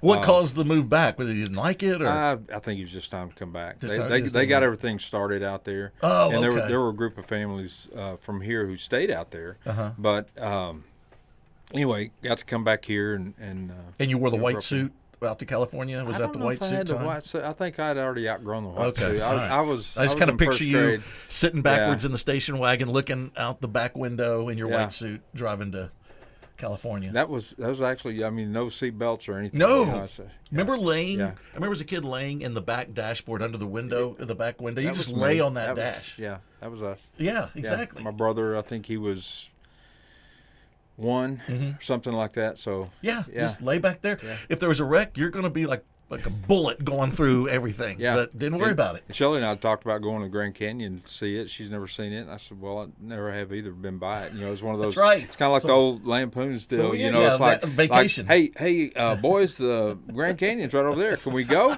Nope. Nope. No, we hadn't spoken much about Shelley. Yeah, that's what I was getting to here. here Well, we I got have, you. just for the record. So, Yeah. That's right. yeah, be in I want trouble. that on. I want that on the record. So here's the. Here's a great wedding photo. I want to know what's happening off camera that everybody is mesmerized That's what we by. keep asking. Yeah. I don't know. There was another picture at Tyler's wedding. We were up in Telluride when he got married, and there was the same thing happening. There was a Put picture that of my one, daughter Jay. and I. We have that one too. Yeah. So And I don't know if this is the picture where you're all looking away. at one point, Shelley's dad grabbed the shotgun and took off out of that tent, but I don't know. I don't really know where he was going. See that one. We'll throw it Right in. there. It's the third one on the second row. There you go. That, Okay. yeah, that's at the top of the mountain. Oh yes. Okay, yeah. I want to talk about this. Okay. First of all, are you embarrassed you're the only one in a coat? Everybody, even the women, are wearing their sleeveless dresses, and you're the only one all a very bundled nice up. coat. It's a cool coat. Yeah. It looks like you should be working on the docks. I asked permission to wear that coat. Okay. And so Look, even the ladies. Yeah. That's what I'm Yeah. saying. I just said that. Okay. Yeah. Yeah, we may wanna- I didn't catch You that. may want to listen to the our, podcast. our daughter-in-law told everyone registering, like, they're- told everyone no coats. No coats. Uh-huh. And so I came in and I said, hey, I got this. No, you can wear yours. Oh, okay. So that's So fine that about makes you that. the smartest guy in this. You're the most comfortable. That's And so that's Travis. That's Tyler. Oh, Tyler, excuse Yeah. me. That's Tyler. Yeah. What happened? Was this planned? Like, okay, did they know there was going to be snow, or did the snow surprise everybody? We got up there the day before, and all that area was wet, but there was not snow. You could see the mountain, see off the mountain there. You could see the town, the Telluride, and it was beautiful. Mm-hmm. Oh, It yeah. started snowing that afternoon, and it was a blizzard by the time we finished that ceremony. Oh, it's So there was another picture with it. I mean, the suits and everything were just white. So, yeah, it wasn't planned, but that's probably the best But that one. is a great memory, though, right? yeah. I mean, how many people can say at their wedding, you be know, in the snow. that Tyler can sit there and go, "Oh yeah, we want to see some wedding Yeah. pictures. Let me whip Yeah. this out." Not like Sheriff Bart, but but yeah. Okay, let's talk about Shelley. How did you meet Shelley? I know the story, but how did you and Shelley meet? What story did you hear? I heard y'all were like. It involves the chicken ranch. No, I'm kidding. It involves y'all saw each other first. Like you were on a vacation, or both of y'all were on a vacation, but separate vacations. It was on a dive trip. So, A dive trip, Yeah, okay. her parents were in the same dive group as I Okay. was, and so she happened to be on that trip. I think she had just called off her wedding to Oh wow. week or a month before, whatever it was. So we met there. Because that's the girl you want to get, the one that just called off the wedding. You want to go after that one because I mean- everything will work out fine. You had to be paranoid No. coming up to the few days before the wedding. the Is Julia Shelley still here? Roberts. Is Shelley still here? Remember the Julia Roberts movie? Yeah, The- Runaway Bride. She finally got yeah, the right one. yeah. so- There you go. That's funny. Okay, and now you have how many kids? You had 3 kids. 3. Uh-huh. And name them. Do you want to? Is this no? It's Travis, Lemon tree. Travis, Tyler, and Riley. And Riley. Okay. And which one's your favorite? Travis, Tyler, and Riley. Yeah. Now that's not these guys. Who are these? No, this is That's not. that's the motorcycle gang Yeah. right there. Yeah. That's Gary Smotherman, Daryl Bratcher, and I can't remember that other guy's name. Where y'all at there? We're actually at Big Bend. Okay. All right. Yeah. Oh well. And talk about that. Shelley rides, right? Mm-hmm. And so y'all go a lot of places on the motorcycles. Harleys? So it looks like you Okay. all were sharing this one bike here. Is that right? Yeah. We were taking turn on riding on the saddlebags and stuff. So. Just hanging on the yeah. What's the show? What's the movie with the 4 guys that go, the older guys? Wild Wild Hogs. Hogs. Yeah, I Yeah. got to think about that. Yeah. Yeah. And then there's a good family photo I sent one of Jay. There it is. Oh, Yeah. Now, kind of name everybody there. Starting from the left. Yeah. So the left, that's my brother Gerald. That's his wife Mitzi. Mm-hmm. Then at the top there, you have Travis Kaufman. That's Riley's husband. Jasper, Riley. Shelley's there in the middle. She's Yeah. holding everything Yeah. together. As usual. I'm in the back with Eleanor. Eleanor was chewing on an hungry. apple. Yeah, she was hungry. She's Yeah. bringing that apple. Yeah. She goes, I know we're taking a photo, but I got to eat. Yeah.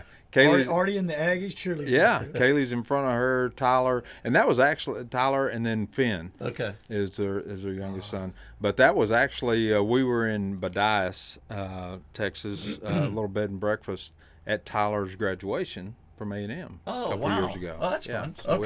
we all got great to meet looking up there family. and That is. spend the weekend. So yeah. Okay, and so we didn't ask you, brothers and sisters. I've got one brother. Just one brother, and that's it. Just you two. A lot of fights growing up. I don't know if you call them fights because he was 5 years younger than me, so it was. He was a little too He scared. decided He has a little different perspective of it, I think. Where's he live now? He lives in Bulverde, Okay. yeah, down in San Antonio. So Is he in law enforcement? no, actually, he started out. When I was still working at the PD here, we were at the old place where the center is now, and he was dispatching for us. Started dispatching when he was in high school. When they finished their football season, that was one of those teams that went to state. Yeah. When Yeah. you're, yeah. Yeah. So he started dispatching for us, and then he left there. He went down to A&M. He actually moved into the apartment I had down there. Oh, that's a little cool. while, and then he started dispatching at the police department there, and then he started his own business. When he graduated, he started his own business, pharmaceutical research. Really? Yeah, so he's been doing that for That's years. He and his I'm wife both. assuming he's doing well Yeah. there. That's Oh, yeah. That's a good thing to get into. Yeah. You talked about college. You went to Dallas Baptist. Mm-hmm. Cash went to Dallas Baptist. Both of y'all. Were they the? I think were they the Patriots then when you went? Patriots. Okay. Oh, no, they were the Eagles. The Eagles. And at one point they were the Indians, I think. At one point, then the Eagles. I think it was the Eagles. And then they became the Patriots. Yeah. And so, what year did you graduate? That was 87 or something. Okay. It took me a while. So I did the same thing. 10 years after for the first one. So right. Well, we sent Cash to DBU, and now he drinks more and cusses more. I don't know. I don't know what to tell you. Bible less. Yeah, I don't know what to tell you. I was working full time, and then driving over there to class. But it was a great. It's a great school. It is, and it's beautiful. Yeah. I didn't realize how beautiful it was until we started going there. I'm like, holy cow! It's like a mini SMU. It's like really cool. We would sit there in the afternoon before classes started, and you could see this back when Naval Air Station was open there. You could see the jets landing and all that.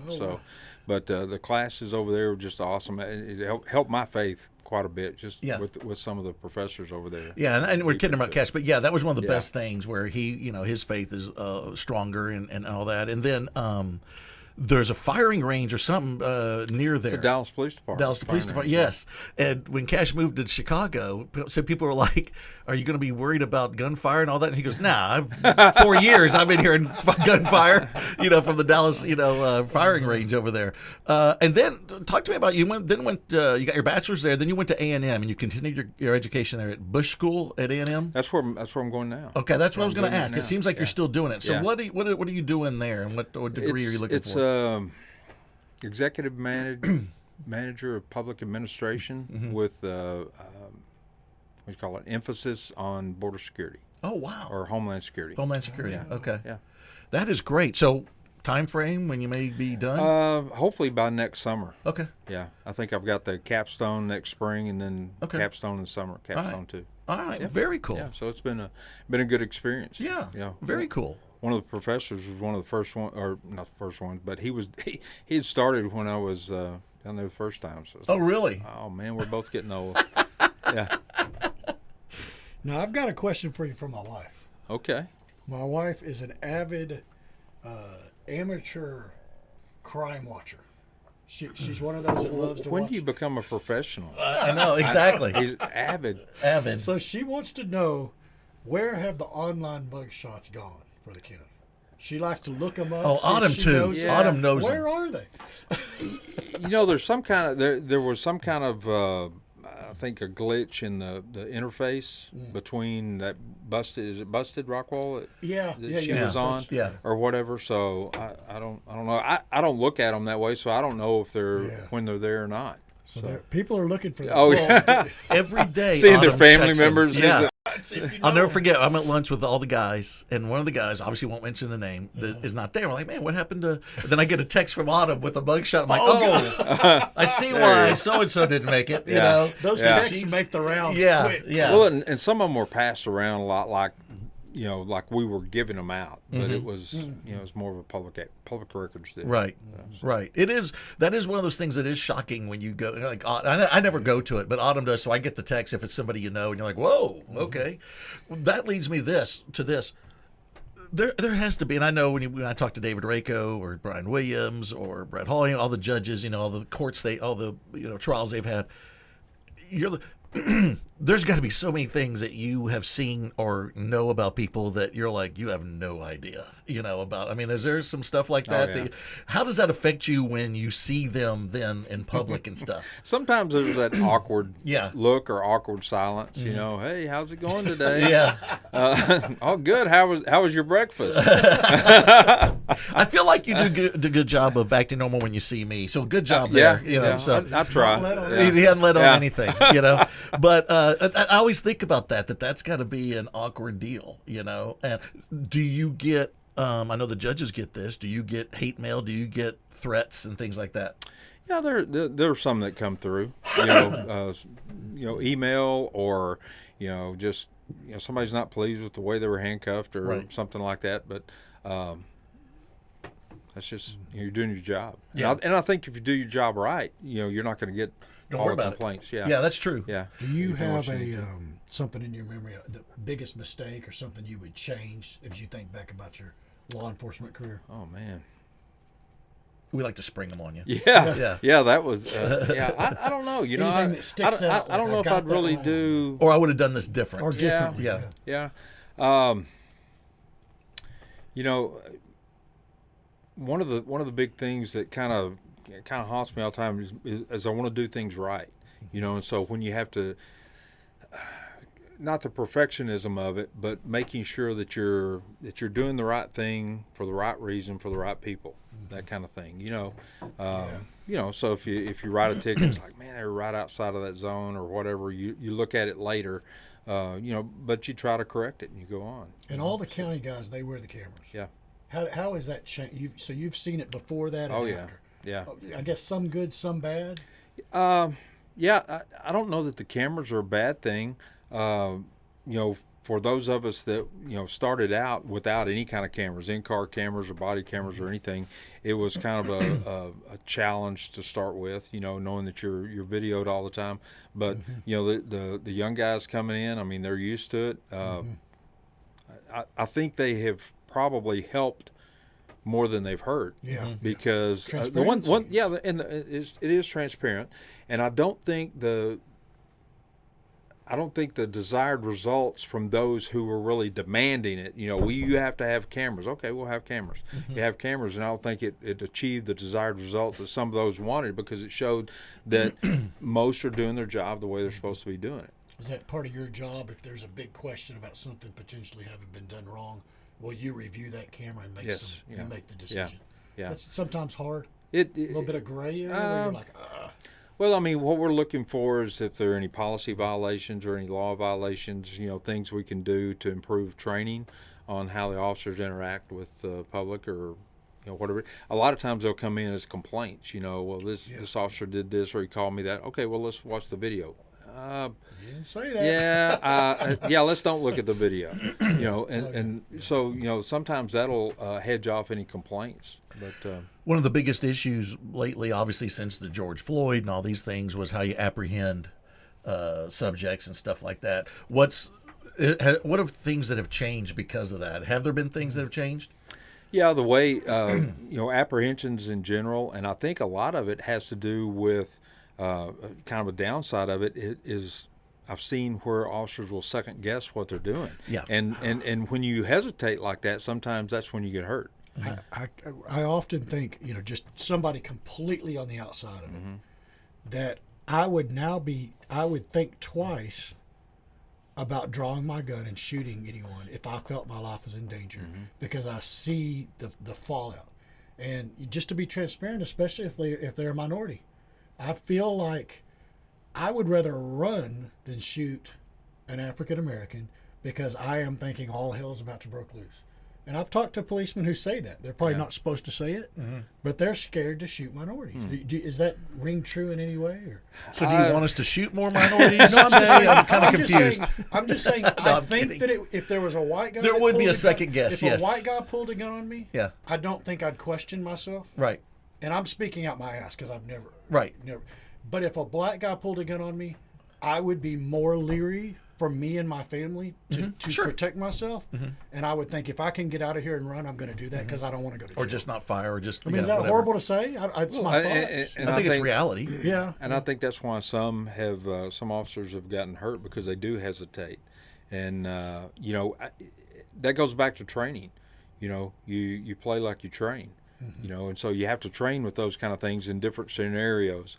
We use simulations similar to paintball, that kind of thing, to train and do different scenarios, from a shoot situation to a non-shoot situation, and try to get them to understand, what could I do differently here? Because if I'm going to make a mistake, I want to make it in training instead of out on the street, where I'm going to go to the hospital, or you're going to have to go to the hospital, or whatever it may be. And I think we all are the Monday morning quarterbacks on these things, when you're going to have to make a decision in a split second. Yeah. It's life or death a lot of times.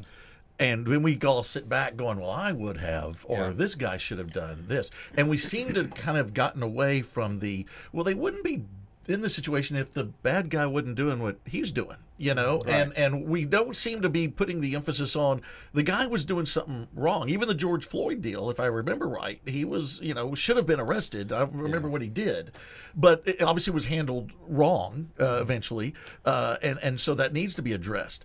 But that doesn't mean that we, and so that leads us to this whole defunding the police and all this junk where I think it's been kind of funny. I think in L.A. they had a big defund the police deal. Then all of a sudden, all the squatters are coming in. They're like, "Hey, we need some law enforcement." I'm like, wait a second, We're not being protected properly. Yeah. So obviously, I'm pretty sure I know your opinion on this, but how do you deal with all that? I mean, we don't have it a lot here in Rockwall. I can't imagine we have any of it in Rockwall. But what is your, what do you say about those that say we should defund the police and all that stuff? Well, I think they're Or saying law that enforcement, not just police. Yeah, they're saying that for I think a selfish reason, because they're probably doing something they shouldn't be doing, something nefarious that they don't want somebody to find out or don't want to be caught. And a lot of times, like we mentioned earlier, defunding is another side of the coin from not funding. So there are so many more threats in our community now than there were 45 years ago. We had the same threats, but there are just more of them now. And so, we talk about, and I know you talked to Dana and Frank probably about the strategic plan. Yes. Uh-huh. And that's one of the things that being on that committee and speaking up and saying, okay, well, you want nice parks, you want nice streets, you want nice neighborhoods and things like that. Are you going to be able to do that if you don't have good law enforcement, fire service, and medical? Because you want your family to grow up and be productive in your community and wherever they go from there.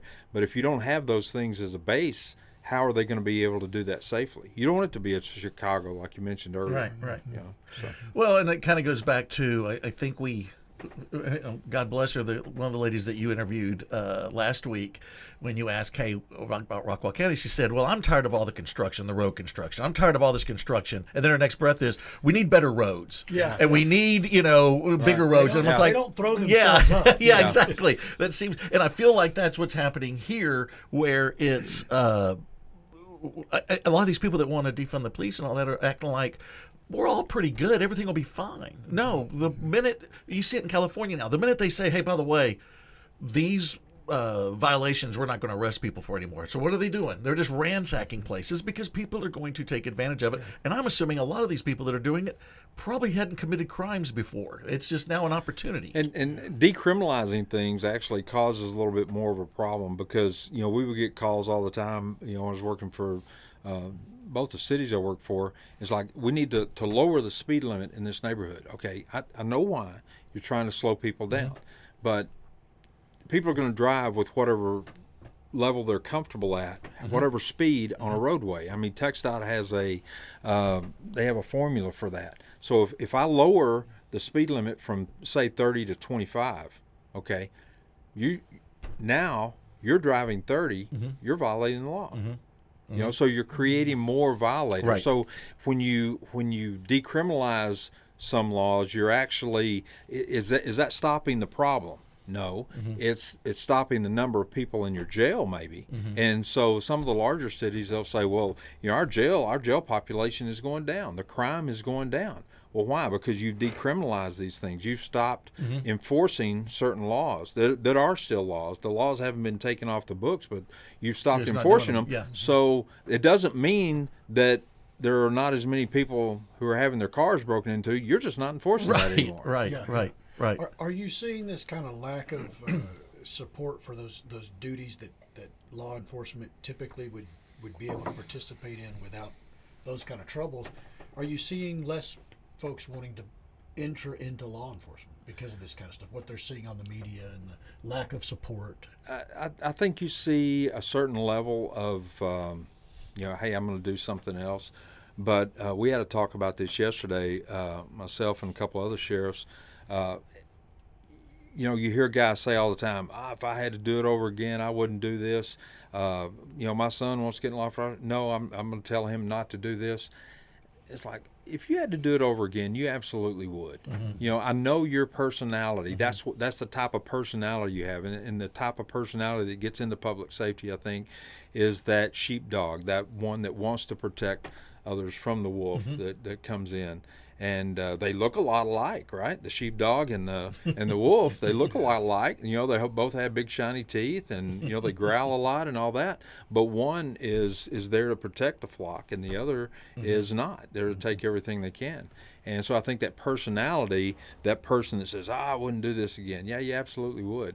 And then you turn around and you complain because we don't have a lot of good candidates coming in. You know, where are all these people? We're seeing, and it's always been a hiring problem. Even back from when I started, there weren't just, you know, dozens applying for a job.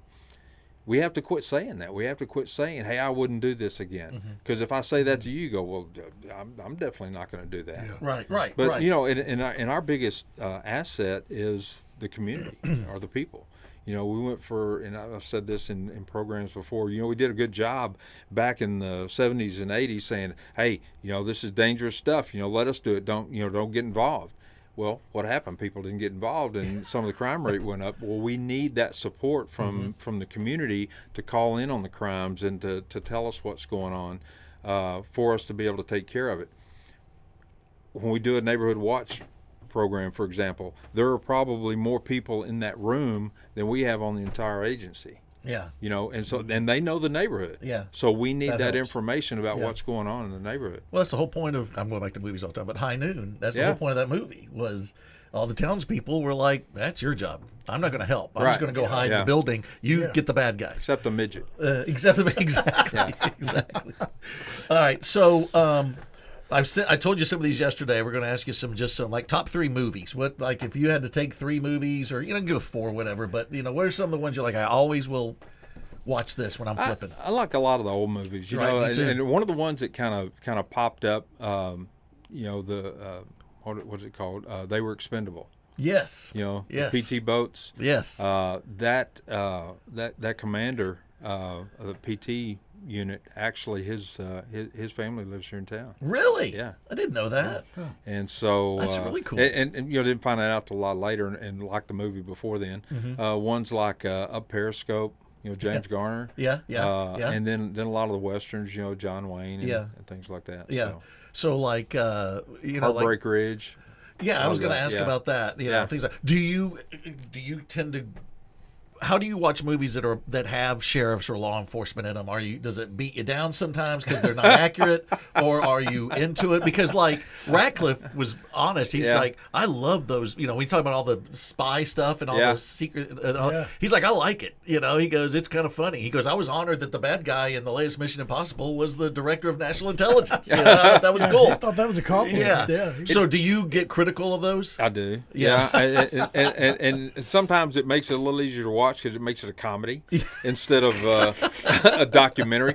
I remember when Backdraft first came out. Yes. You know, and you know, everybody was losing their minds because Kurt Russell, you know, he's going in, his coat's unbuttoned, his mask is hanging around his neck and stuff like that. And in all these, in Fire Engineering magazine, there were people criticizing him. And this guy wrote an article and he said, this is not a training film. Right. You know, don't watch this and go, you go, we go. Yeah. I don't want to hear that in the station. You know, but I mean, it is. But I it's mean, that would for happen. You, but because my dad was he was at Incheon in Korea, and he was never in battle, but he was on the ship El Dorado and all that stuff. But he knew what, and so when he would watch war movies, he finally kind of came around to, okay, I just need to watch it and have fun instead of criticizing. You wouldn't use that gun. Right. You wouldn't have. That ship wasn't there. Yeah. You know, that kind of well, stuff. that's like we were talking earlier about watching Emergency or Adam 12. Right. And it's fun to watch those kind of things and kind of go,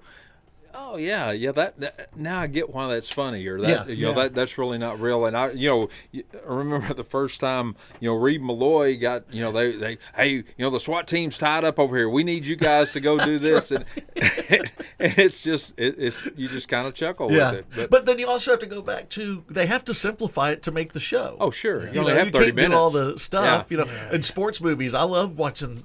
Football movies are hard for me, because it's like, okay, first of all, you don't need to call timeout. The clock's already stopped. stop there. You know, they do all these stupid things. But then you have to go back to, okay, they're trying to make it dramatic. Let them go. Let them go. You love the musicals, Jay. People don't normally really break bust into into song. song. Yeah, Oklahoma. Can you sing Oklahoma? I haven't seen that one in a while. Yeah. He disagrees with Frank me. New was a big. He was a musical guy. Seven Brides for Seven Brothers was it. his. Oh, really? Yeah. Okay. See, the only ones I'm Blues Brothers. I feel like you don't think it's a musical. It's not a musical. Is it not a musical? They're singing in it. Yeah. I mean, if they're singing it, it's It's gotta a be musical. right? It's a musical. Musical They're dancing comedy. in it. They're Yeah. singing in it. That's true. Yeah. I mean, So, no, when you see one of these these movies with the cops, can you tell right away the way they handle the gun or handle Pretty their much, handcuffs? You're like, they've never used a pair of handcuffs yeah. in their lives. Yeah. Yeah. It's just I love it when they interview the actor after making a movie, if they're a policeman or a sheriff or a military guy, and they're like, "Oh yeah, we went through some training." They make it sound like We went through boot camp. Yeah, we went through boot camp, did- and I'm like, dude, you didn't go. they did 2 ride-alongs. Exactly. Yeah. But they act like that they're just now at that same level, of that guy. Yeah. And so, okay, go back to high school. We know that you. Oh my gosh. I know. I want to ask this. What were some other? You had the ambulance driver. What were some other jobs you had in high school? And what was the worst one? Really, that was my first real job, probably. Other than that, So you didn't deliver pizza or anything like that? Okay. we didn't. I don't even think we had a pizza. That's place true. then. Yeah, you wouldn't have that here. Yeah. we had to make our own pizza. But I worked for my grandfather, hauling hay and things like that. exactly. And that was, I tell Shelley sometimes in September, when it's 185 degrees, I say, you know what's good about today? She said, what? I said, we're not hauling hay. Yes, Yeah. yes. That's the thing I told my kids. If you're doing something and you hate it, Cash used to do. He had his own business. He did yards, everything. But he'd come in wore out. I should inspire you to work inside. From here on out. If you want to be in what air you wanna conditioning, do. go get what you need to get. Yeah. What was your first car? Your first car. First car was 67 Cougar. That's pretty cool. All right, that's good. Yeah. And you bought it yourself, all that? It was a hand-me-down. Hand-me-down. Yeah. All right. So, color? What color was it? Blue. Blue. Kind of a French blue. Okay. Yeah. All right. Very cool. What do you drive now? Right now, I've got a Ford F-150. Okay. All right. Does it frustrate you? I get frustrated with this. I'm 56 years old. I'll go call a baseball game and I'll get into the parking lot, and every one of those players are driving vehicles better than mine. Oh, yeah. It's like, man, what has happened? I always say if I was a cop and I'm pulling over a 16-year-old in a Porsche, Yeah. they're getting every ticket I can give them. Every ticket. You have to blame the parents there, though. I think I you go to the know. parents when they're buying. What are you doing buying a brand new car for? Yeah. Do not buy a brand new car for your girls. The They're you can't. getting 10-year-old Honda. There you go. That's what I drive. Exactly. It's good enough for me. So. Yeah. Exactly. Yeah. If you had a superpower, what would it be? If you had one superpower, Oh man. It wouldn't be probably bionic hearing, because sometimes you hear things you don't want to hear. Good point. Yeah. Good point. Yeah, that could cause more that could problems. cause problems. Yeah, that's true. Man. That's a tough one. Go Yeah. back See, to that. I'm invisible. I think Yeah, invisible. would be that kinda was cool. my first thought. But See, you same can- thing with yeah, the same hearing, thing. though. You're going to Yeah. see stuff you don't want to see. Yeah. So that's a Yeah. good point. Yeah. The speed or the flying, maybe. Flying seems to Flying be. just seems amazing. Yeah, If you flying would probably be the best. Yeah, bet. flying's probably. Yeah. Yeah, I would go with flying. Yeah. When you and Shelly want to celebrate, you just took down, a crime spree, and now we're going to go celebrate. She actually takes down as many as I do. I'm sure she does. Yeah. She's explain what Shelly does over at So Garland. Shelley's assistant superintendent of safety and operations, which Yeah. she has food services, transportation, and safety and security. So all the SROs and Exactly. security Garland director and all ISD. that. Yeah. Yeah. And- So she's yeah. probably dealing with So, the same so a stuff lot of you a lot are. of our conversations revolve around the same things, and she did that, while she was here and then in Mesquite. Yeah. Man, she is an investigator. Yeah. She something happens. She knows the law. She knows school law. Yeah. Knows penal code. All that. So yeah, Shelley's one of those she's in the right that- place. Oh, no, do you know Shelly? She's one of those that if she's doing it, she's all in. She is not going to be half-assing anything, and so she's all in to do that. So, Shelly just busted a whole big drug ring, and you just brought down the Taliban. you wanna now go celebrate. So where do you go? What's your first choice, or do you all say, hey, let's just go get something to eat and go get something to drink? Probably. And you can name any. Don't worry about naming restaurants or whatever. You ain't worried about it. Fast food is okay too. It's hard because we're always that's our joke every day is like, where you want to go eat? I don't know. You pick the day. That's what we do. That's us. So, But if there's for us, if there's a celebration like anniversary, we do Zanata. Zanata's celebration. Like we do Zanata quite often. Zanata's good. Sometimes we just go for a burger. Well, that's it. That's the other thing. Like on the Father's Days and stuff, when she's like, "You want to go to Zanata?" Went, "No, I want a burger. I want a bunch of fried chicken, something like that. I just want Taco Bell. Yeah. Is it really? I would choose Taco Bell some days over anything. Yeah. Or fish and tails. We love seafood. Oh, that's a good point. That's a good one. Is Z's still around? I don't think so. God, I love Z's, man. Z's was great. Yeah. That was good. Okay, that leads me to this one. We hadn't even ever talked about it. But the family, we all talk about it all the time. We'll go the other extreme. You're now on death row, and you have your last meal. What's your last meal? You can have anything. What's your last meal? I'd probably go for a ribeye. Really? Okay. Just go straight ribeye. Yeah, just go straight ribeye. Okay. It is hard to beat a ribeye. Yeah. It really is. Oh, yeah. But then there's days when you're like, man, I might just go ham and eggs and some hash browns. Really, they don't do that. I know. They give them what they're serving that day. Really? They don't get to choose? That is a farce. Yeah. The great Saturday Night Live skit when they ask him one last wish, I think it was Eddie Murphy or whatever, and he says, I want, and it wasn't a meal, it was whatever you want. It's your last wish. He goes, I want Johnny Cash to come in and sing 1,000,000 bottles of beer on the wall, and they go, well, it just so happens Johnny's doing a show at the prison right down the road, and they bring him in and he sings it, and they show at the very end he goes in one bottle of, and then he goes, one more time, do an encore. That whole last meal thing, and I've said it before, if you're about to be injected lethally, I'm not hungry. That's not on my top That's list. probably a good point. You know what? I'm not. You might be overthinking this, Jay. Right now. Yeah, but yeah.